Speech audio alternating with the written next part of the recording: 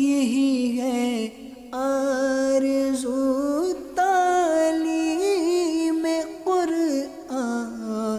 عام ہو جائے، ہر ایک پرچم سے اونچا پرچم اسلام ہو جائے۔ الحمدللہ رب العالمین والصلاة والسلام علی سید المرسلین، اما بعد فاعوذ باللہ من الشیطان الرجیم، بسم اللہ الرحمن الرحیم۔ الصلاة والسلام علیکہ یا رسول اللہ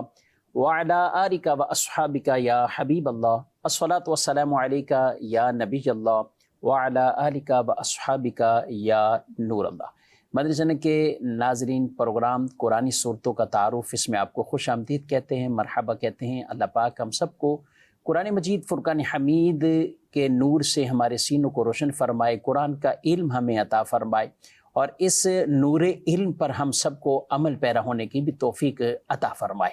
ہمارے پیارے نبی صلی اللہ علیہ وآلہ وسلم کا فرمان عظمت عالیشان ہے، زینوا مجالسکم بالصلاۃ علیہ فإن صلاتکم علیہ نور لکم یوم القیامہ۔ اپنی مجلسوں کو مجھ پر درود پڑھ کر آراستہ کرو کہ تمہارا مجھ پر درود پڑھنا قیامت کے دن تمہارے لیے نور ہوگا۔ صلو علی الحبیب صلی اللہ تعالی علی محمد صلی اللہ علیہ وآلہ وسلم، صلاۃ و سلاما علیکہ یا سیدی یا رسول اللہ۔ ناظرین اکرام، اس پروگرام میں ہم بطور خاص کسی ایک سورہ مبارکہ،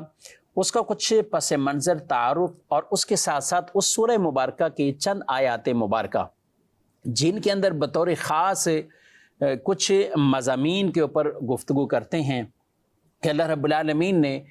بندوں کے لیے کیا احکامات بیان فرمائے ہیں، اور ان کے لیے کون سی ایسے اعمال ہیں جن پر عمل کرنے کی بدولت اللہ ان کے درجات کو بلند کرتا ہے، مغفرت کی بشارتیں عطا فرماتا ہے۔ انشاءاللہ اول تاخیر اس پروگرام میں ہمارے ساتھ رہیے۔ آج ہم سورۃ الانفال کے مضامین پر کچھ گفتگو کریں گے۔ یاد رہے کہ یہ سورہ مبارکہ مدنی صورت ہے، یعنی وہ صورت کہ جو ہجرت کے بعد نازل ہو اسے مدنی صورت سے تعبیر کیا جاتا ہے، اور یہ ان صورتوں میں سے ہے کہ جو کہ ہجرت کے بعد نازل ہوئی اور مدنی صورتوں میں سے ہے، سوائے چند اس کی آیات ایسی ہیں کہ جو مکی ہیں اور ہجرت سے جو پہلے نازل ہوئیں، بقیہ پوری کی پوری سورہ مبارکہ وہ مدنی صورت ہے۔ اور یہ چونکہ واقعہ بدر، غزوہ بدر، اس کے احکامات کے حوالے سے، اور غزوہ بدر میں اللہ پاک نے جو مسلمانوں کو فتح عطا فرمائی ہے اس کے اسباب کے حوالے سے، کہ تمہارے اندر تقویٰ تھا، تمہارے اندر توکل تھا، تمہارے اندر اللہ اور اس کے رسول کی اطاعت اور محبت کا وہ جذبہ تھا کہ جس کی وجہ سے اللہ پاک نے یہ تمہیں کامیابیاں عطا فرمائی ہیں۔ قرآن پاک میں مختلف مقامات پہ اس کو بیان بھی فرمایا گیا ہے۔ اور پھر غنیمت کا ایک معاملہ آیا کہ وہ مال جو فتح کے بعد حاصل ہوا، وہ مال کا کیا کیا جائے گا، اور یہ سوالات بارگاہ رسالت میں پیش ہوئے تو رسول اللہ صلی اللہ علیہ وسلم نے اس چیز کا انتظار فرمایا کہ اللہ رب العالمین ہی اس کا جواب ارشاد فرمائے اور احکامات بیان کرے۔ تو سورۃ الانفال 9ویں پارے میں اللہ رب العالمین نے اس کے احکامات کو بیان فرما دیا۔ یسألونک عن الانفال، کہ یہ آپ سے سوال کرتے ہیں کہ یہ غنیمتیں کن لوگوں کے لیے ہیں، پھر ان کے آگے وہ مصارف بیان کیے، اور یہ رسول اللہ صلی اللہ علیہ وسلم کی وجہ سے اللہ نے اس امت کو یہ خصوصیت عطا فرمائی ہے۔ میرے آقا صلی اللہ علیہ وسلم نے ارشاد فرمایا، ہم سے پہلے کسی کے لیے غنیمت حلال نہ ہوئی، یعنی غنیمت حلال نہ ہوئی کہ وہ خود استعمال کریں، اللہ رب العالمین نے ہمارا ذوف اور عجز دے کر اسے ہمارے لیے حلال فرما دیا۔ یہ بخاری شریف کی روایت ہے۔ ایک اور ترمذی شریف کی روایت ہے، رسول اللہ صلی اللہ علیہ وسلم فرماتے ہیں، اللہ تعالیٰ نے مجھے تمام انبیاء سے افضل بنایا، یعنی مجھے افضلیت عطا فرمائی، میری امت کو ساری امتوں پر یہ افضلیت عطا فرمائی، اور ہمارے لیے غنیمت کو حلال کر دیا۔ اس سے پہلے کسی کے لیے غنیمت حلال نہ ہوئی، یعنی پچھلی امتوں میں کسی کے لیے یہ حلال نہ تھی، یہ خاصہ پیارے مصطفیٰ صلی اللہ علیہ وسلم کے لیے، اور اس امت کو یہ خصوصیت نصیب ہوئی۔ اس کے بعد کچھ ایسی آیات مبارکہ بڑھتے ہیں، ہم ان کے اندر بھی کچھ نہ کچھ مضامین ایسے ہیں کہ جو ہمیں عمل کے اعتبار سے، اور ان آیات کے اندر اللہ پاک نے کن لوگوں کی شان اور کن لوگوں کی مدح فرمائی ہے۔ سورہ انفال کی آیت نمبر 2 میں کامل ایمان والوں کے 3 وصف بیان کیے گئے۔ ارشاد فرمایا انما المؤمنون الذین اذا ذکر اللہ وجلت قلوبہم، بے شک ایمان والے وہی ہیں کہ جب اللہ یاد کیا جائے یعنی اللہ کا ذکر کریں تو ان کے دل ڈر جائیں، وجلت قلوبہم، ان کے دل کانپ جائیں، ڈر جائیں،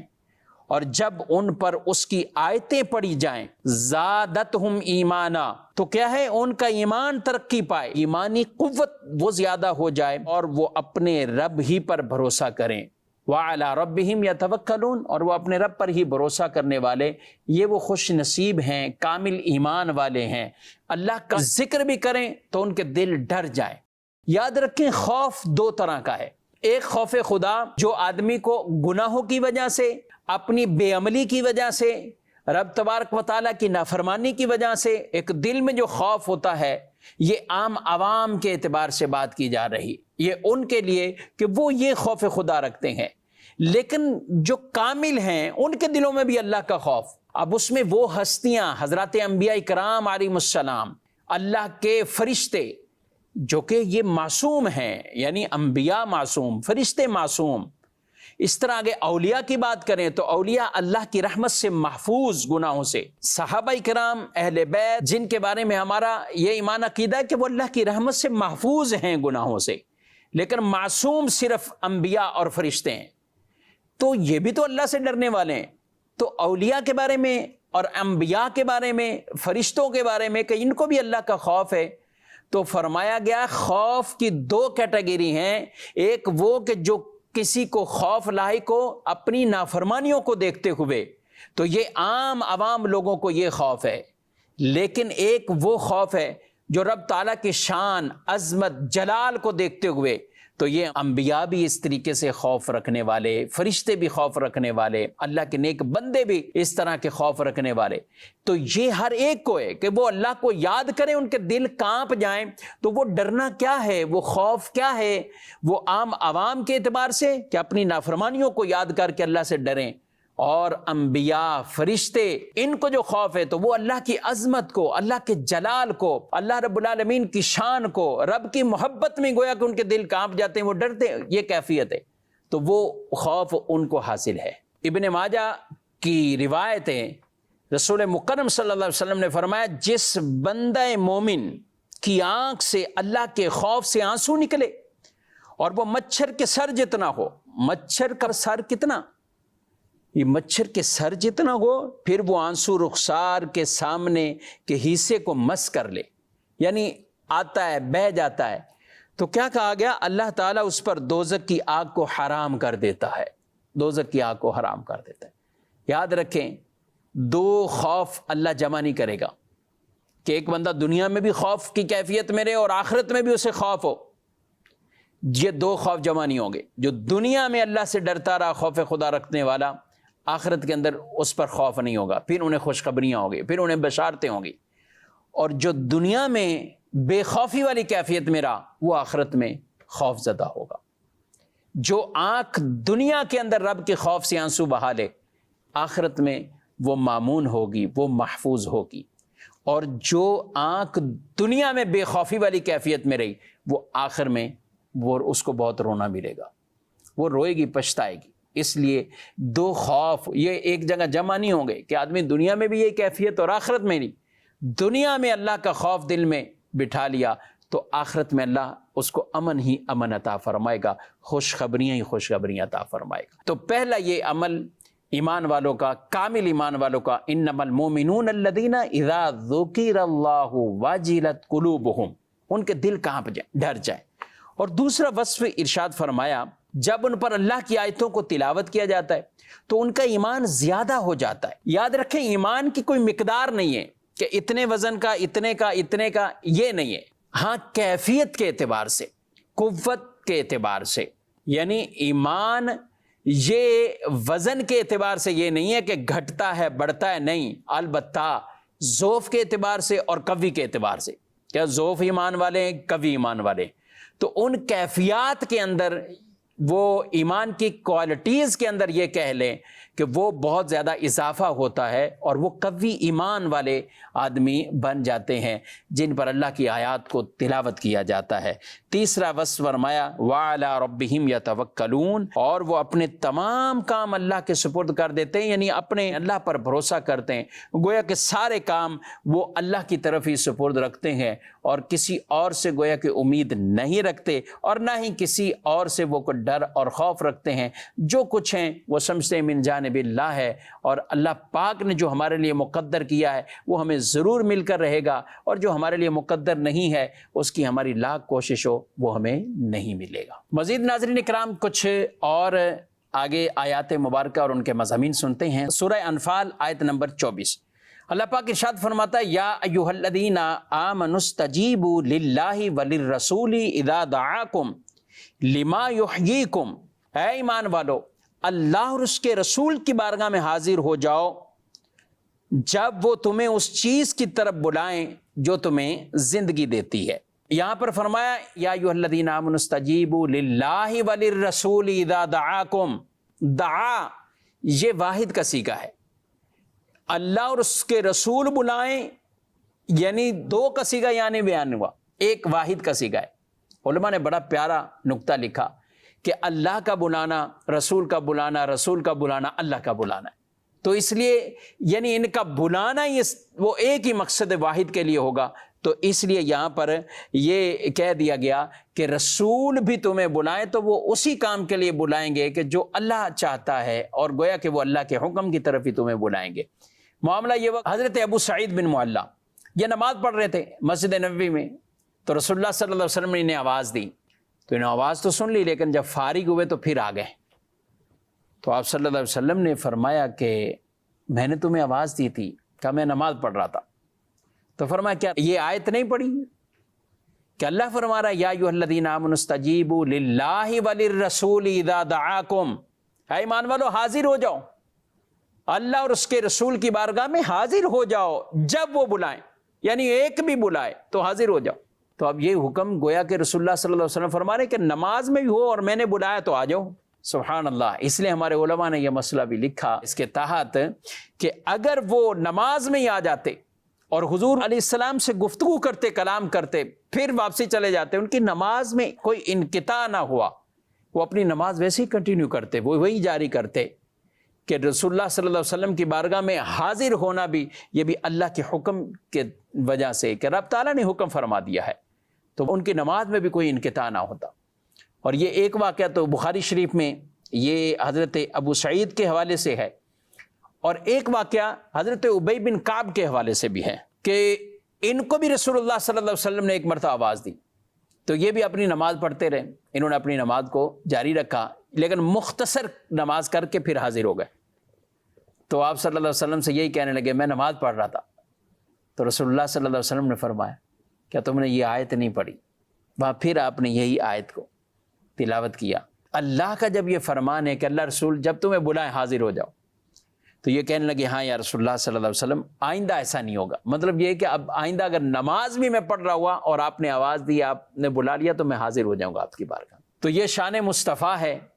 کہ اللہ پاک نے اپنے پیارے حبیب علیہ الصلوۃ والسلام کو یہ مقام اور یہ عظمت اور یہ شان عطا فرمائی کہ میرا محبوب جب بھی بلا جائے تو محبوب کی بارگاہ میں حاضر ہو جاؤ۔ آدمی نماز کعبے کی طرف منہ کر کے پڑھ رہا ہوتا ہے، لیکن اگر حضور بلا لیں اور وہ آ بھی گیا تو اس کی نماز میں علماء کہتے ہیں خلل نہ آیا، کہ کعبے سے تو اگرچہ رخ ہٹا ہے لیکن کعبے کی طرف ہو گیا، وہ گفتگو کر کے بھی واپسی جاتے تو اپنی نماز وہیں سے ہی وہ کنٹینیو کرتے اور وہیں سے وہ شروع کرتے۔ اسی پارے میں اور اسی سورہ مبارکہ کی آیت نمبر 33 اس میں بھی ایک شان ہے، یہ شان نبی پاک صلی اللہ علیہ وسلم کی ہے اور فائدہ امت کو بھی یہ ملا۔ اللہ قرآن پاک میں کیا فرماتا ہے؟ وَمَا كَانَ اللَّهُ لِيُعَذِّبَهُمْ وَأَنْتَ فِيهِمْ وَمَا كَانَ اللَّهُ مُعَذِّبَهُمْ وَهُمْ يَسْتَغْفِرُونَ، اور اللہ کی یہ شان نہیں ہے کہ انہیں عذاب دے اس حال میں وَأَنْتَ فِيهِمْ، آپ اس قوم میں تشریف فرمائیں، اس علاقے میں تشریف فرمائیں، اللہ کی یہ شان نہیں کہ انہیں عذاب دے اور اللہ انہیں عذاب دینے والا نہیں ہے جبکہ وہ بخشش مانگ رہے ہیں. یعنی وہ لوگ جو استغفار کرتے ہیں اللہ ان کو بھی عذاب نہیں دے گا. اب یہاں پر جو بیان فرمایا وَأَنْتَ فِيهِمْ، آپ ان میں ہیں، اللہ کی یہ شان نہیں کہ ان کو عذاب میں مبتلا کریں. یہ اس سوال کا جواب ہے کہ جو لوگ یہ سوال کرتے ہیں کہ پچھلی امتوں میں جب ان کی گمراہیت، ان کے کفر، انکار، نبی کو جھٹلانا یہ عام ہوا تو ان پر عذاب آ جاتا. قوم نوح پر عذاب آیا، حضرت نوح علیہ السلام کو حکم ہوا کہ آپ کشتی میں سوار ہو جائیں اور پیچھے تباہی ہوگی. دیگر اور پر ہوا. لیکن رسول اللہ صلی اللہ تعالیٰ علیہ وآلہ وسلم کی اس علاقے میں، اس قوم پر، اس قریش پر، مکے والوں پر، طائف والوں پر ایسا عذاب نہیں آیا. اس کی وجہ کیا ہے؟ حکمت کیا ہے؟ تو علماء نے اس کی حکمت یہ بیان فرمائی کہ قرآن میں اللہ نے یہ ارشاد فرما دیا کہ ان کو جو مہلت اللہ دے رہا ہے وہ اس لیے کہ محبوب آپ ان میں تشریف فرمائے. وَأَنْتَ فِيهِمْ، آپ ان میں تشریف فرمائے. اس لیے اللہ کی یہ شان نہیں کہ جہاں میرا محبوب رہتا ہوں اس قوم کو اوورال کسی عذاب میں مبتلا کر دیا جائے. بلکہ علماء نے لکھا یہ وصف، یہ شان نبی کریم صلی اللہ علیہ وسلم کی ایسی شان کس وجہ سے وہ کفار پر بھی یک بارگی کوئی ایسی تکلیف نہیں آ گئی، ایسا عذاب نہیں آ گیا. اور اس کو امت مسلمہ کے لیے بھی بیان فرمایا گیا کہ حضور صلی اللہ علیہ وسلم کی وجہ سے اس امت پر بھی کوئی ایسا عذاب نہیں کہ یک بارگی سارے کے سارے اس عذاب کے اندر لپیٹ میں آ جائیں. ایسا نہیں ہوگا. یہ خاصہ ہے اس امت کا، اور رسول اللہ صلی اللہ علیہ وسلم کی وجہ سے اللہ نے یہ عطا فرمایا ہے. کیونکہ نبی پاک صلی اللہ علیہ وسلم کسی خاص قوم اور علاقے کے لیے رحمت للعالمین نہیں بن کے آئے، آپ سارے جہانوں کے لیے رحمت بن کے آئے ہیں اور رحمت للعالمین کا آپ لقب پانے والے ہیں. تو یہ اللہ پاک نے جو یہ شان نبی کریم علیہ السلام کی کہ وَأَنْتَ فِيهِمْ کی وجہ سے کسی پر عذاب اس طرح نہیں آیا، بلکہ اعلیٰ حضرت امام اہل سنت نے تو یہ فرمایا انت فیہم نے عدو کو بھی لیا دامن میں. یعنی یہ جو آئے تھے انت فیہم، آئے محبوب آپ ان میں، تو وہاں دشمن بھی اس علاقے میں رہنے والے ہیں، تو حضور علیہ السلام کی وجہ سے وہ دشمن بھی محفوظ رہے. ایسے جاوید مبارک تجھے شیدائی دوست کہ انت فیہم کی وجہ سے دشمن بھی محفوظ رہے. تو یہ ان کو جو زندگی بخشی گئی اور ان کو یہ امن دیا گیا، یہ بھی حضور علیہ الصلوۃ والسلام کا صدقہ انہیں نصیب ہوا. حضرت ابو موسیٰ اشعری رضی اللہ تعالیٰ عنہ بیان کرتے ہیں کہ رسول اللہ صلی اللہ علیہ وسلم نے ارشاد فرمایا اللہ تعالیٰ نے میری امت کے لیے مجھ پر 2 امن والی آیات کو اتارا، اور ایک وما کان اللہ لیعذبہم وانت فیہم، اور دوسری وما کان اللہ معذبہم وہم یستغفرون، کہ ایسے لوگوں کو بھی اللہ عذاب نہیں دے گا جو استغفار کرنے والے، استغفار کی جن کی عادت ہے اللہ سے معافی مانگنا. فَقُلْتُ اسْتَغْفِرُوا رَبَّكُمْ إِنَّهُ كَانَ غَفَّارًا، حضرت نوح علیہ السلام نے جو اپنی قوم سے کہا کہ تم اللہ سے استغفار کرو، اللہ سے استغفار کرو، وہ بخشنے والا ہے. یرسل السماء علیکم مدرارا، موسلا دھار تم پہ بارش برسا دے گا. وَيُمْدِدْكُمْ بِأَمْوَالٍ وَبَنِينَ، کہ اللہ تمہاری مدد کرے گا، مال بھی دے گا تمہیں، بیٹے بھی عطا کرے گا. تو تم اللہ کی بارگاہ میں استغفار کرو. اس لیے استغفار کی عادت، آدمی بے اولاد ہے استغفار کرے، بیٹے چاہیے استغفار کرے، بارش نہیں برستی استغفار کریں، کھیتیاں فصلیں نہیں اگاتی، کھیتیاں پوری نہیں ہوتی، قحط ہے، استغفار کرو. کہ رب تعالیٰ کا یہ انعام ایسے بندوں کو مل جاتا ہے جو اللہ سے معافی مانگتے ہیں، اللہ انہیں پھر یہ نوازتا ہے اور عطا فرماتا ہے. اس کے بعد بڑھتے ہیں مزید آگے. آیت نمبر 63 سورہ انفال کی ہے. اللہ پاک نے مسلمانوں کے 2 بڑے گروہوں کے حوالے سے کہا اور ان کی اجتماعیت کے حوالے سے کہا. وَأَلَّفَ بَيْنَ قُلُوبِهِمْ، کہ اللہ نے ان کے دلوں میں محبت کو داخل کر دیا، الفت کو داخل کر دیا. لَوْ أَنفَقْتَ مَا فِي الْأَرْضِ جَمِيعًا، اگر زمین میں جو کچھ بھی ہے تم وہ خرچ کر دو، مَا أَلَّفْتَ بَيْنَ قُلُوبِهِمْ، تو تم ان کے دلوں میں الفت نہیں داخل کر سکتے. وَلَكِنَّ اللَّهَ أَلَّفَ بَيْنَهُمْ، لیکن اللہ نے ان کے دل میں محبت ڈال دی، الفت داخل کر دی ہے. انہ عزیز حکیم، بے شک وہ غالب اور حکمت والا ہے. اس آیت میں 2 بڑے قبیلے اوس اور خزرج، یہ ایسے قبیلے تھے کہ جن میں چھوٹی چھوٹی بات پہ لڑائی ہوتی، سالیں سال، برس برس تک لڑائی رہتی، اب ان کے اندر اتنی خون ریزی، پتہ نہیں کیا کیا اختلافات ہو جاتے. لیکن نبی کریم علیہ السلام جب مبعوث ہوئے اور آپ صلی اللہ علیہ وسلم نے جب ان کو اپنی امت میں لیا، ان کو امتی بنایا، ان کی تربیت کی اور اللہ نے ان کے دلوں میں محبت داخل کر دی، تو یہ حضور علیہ السلام کا وہ روشن ایک معجزہ ہے، تربیت ہے، تعلیم ہے، اور آپ کے وہ اخلاق اور کردار اور اوصاف جمیلہ ہیں کہ جن کی وجہ سے یہ بڑے بڑے یہ دونوں قبیلے ان کے دلوں میں محبت آ جاتی ہے. اور کیا اللہ نے ان کے دلوں میں محبت داخل فرما دی. قرآن میں اللہ فرماتا ہے اگر ساری زمین میں جو کچھ ہے وہ خرچ کر دیا جائے پھر بھی کوئی اس طرح محبت نہیں داخل کر سکتا، لیکن اللہ نے ان کے دلوں میں محبت داخل کی. پیارے حبیب علیہ الصلاۃ والسلام کے ذریعے سے یہ محبت ان کے دلوں تک پہنچ گئی، اور وہ حضور علیہ الصلاۃ والسلام کے ساتھ ایسے آپس میں یہ قبیلے صلح کے ساتھ پھر وہ رہنے لگ گئے کہ جس کی مثالیں دی جانے لگیں کہ اوس و خزرج کے لوگ کہ جو چھوٹی چھوٹی باتوں پہ برس تک اختلافات رکھتے تھے، لیکن ابھی بڑی وہ محبت والے بن گئے، ان کے دلوں میں بالکل محبت داخل ہو چکی ہے. پھر حضور کا امتی بن گیا تو اب وہ اپنے قبیلے یا اپنی نسل یا اپنے نسب یہ کوئی فخر نہیں، پھر سب امتی ہیں. میرے آقا صلی اللہ علیہ وسلم نے جب حجۃ الوداع پہ خطبہ دیا نا تو یہی بات ارشاد فرمائی کہ عربی کو اجمی پر اور کسی اجمی کو عربی پر، کسی گورے کو کالے پر اور کالے کو گورے پر یہ کوئی فضیلتیں نہیں. ارشاد فرما دیا فضیلت کس بات پر ہے؟ وہ تقوی پر ہے کہ جو تم میں سے زیادہ تقوی والا ہے. ان اکرمکم عند اللہ اتقاکم، اللہ کے نزدیک تم میں سے سب سے زیادہ عزت والا وہ ہے کہ جو سب سے زیادہ اللہ سے ڈرنے والا ہے، جو تقوی اور پرہیزگاری والا ہے. تو ہمیں اللہ سے زیادہ ڈرتے رہنا چاہیے. اللہ پاک ہم سب کو قرآن مجید کی ان خوبصورت تعلیمات پر عمل کی توفیق عطا فرمائے. چند باتیں، چند مضامین عرض کیے ہیں. انشاءاللہ نیکسٹ پروگرام میں سورۃ التوبہ اور اس کا تعارف اور اس کا کچھ پس منظر لے کر حاضر ہوں گے. اللہ پاک ہم سب کو عمل کی توفیق دے. آمین بجاہ النبی الامین صلی اللہ علیہ وآلہ وسلم. یہی ہے آرزو تعلیم قرآن عام ہو جائے، ہر ایک پرچم سے اونچا پرچم اسلام ہو جائے.